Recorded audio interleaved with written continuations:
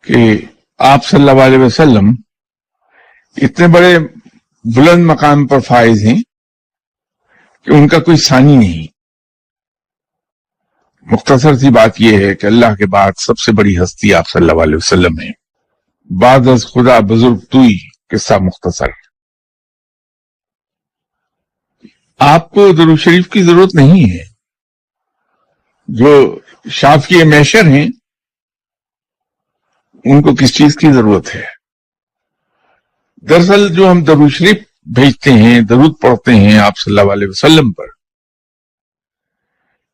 تو یہ بھی شکر گزاری کا ایک انداز ہے کہ آپ صلی اللہ علیہ وسلم نے ہم پر ایک اتنا بڑا احسان کیا کہ رب تعالیٰ کا سچا پیغام ہم تک پہنچا دیا. خود تکلیفیں اٹھا کے وہ پیغام ہم تک پہنچایا. تو ہم آپ صلی اللہ علیہ وسلم پر اس شکر گزاری کے نتیجے میں اور تو کچھ ہم کر نہیں سکتے، تو درود و سلام ضرور بھیجتے ہیں. اسی طرح رب تعالیٰ کی شکر گزاری اگر اور طریقے سے نہیں کر سکتا میں، تو کم سے کم اسے میں رب مانتے ہوئے رب تو کہہ دوں. تو اس سے میں نے اس کی اس احسان کا کہ وہ مجھے پالتا ہے تو اس کو ایکنالج کر لیا ہے. یہ درود شریف کا ذکر ہو رہا تھا تو ایک درود شریف کے بارے میں ایک اچھی چیز میں عرض کر دوں آپ سے کہ جس طرح یہ کہا جاتا ہے کہ اگر کوئی چیز گم ہو جائے تو ان اللہ پڑھتے ہوئے اگر اسے ڈھونڈا جائے تو مل جاتی ہے.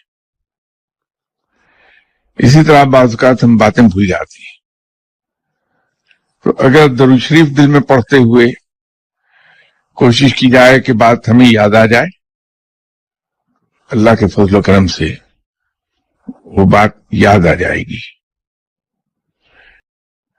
خود آپ صلی اللہ علیہ وسلم نے فرمایا ہوا ہے کہ اگر تم کوئی چیز بھول جاؤ تو درود شریف پڑھو اور اسے یاد کرو، یاد آ جائے گی. تو اکثر لوگ سوال یہ پوچھتے ہیں کہ چیزیں بھول جاتا ہوں، تو یادداشت تیز کرنے کے سلسلے میں دعائیں جو بھی کی اور اس کے جواب جو آئے، مختلف لوگوں کے لیے مختلف صورتیں آتی رہیں. تو اس میں زیادہ تر جو صورتیں تھیں وہ تھیں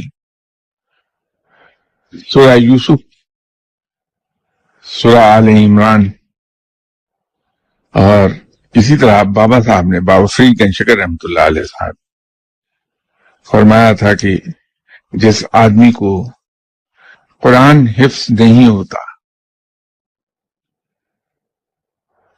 وہ اگر سب سے پہلے سورہ جمعہ حفظ کر لے تو قرآن آسانی سے حفظ ہو جاتا ہے.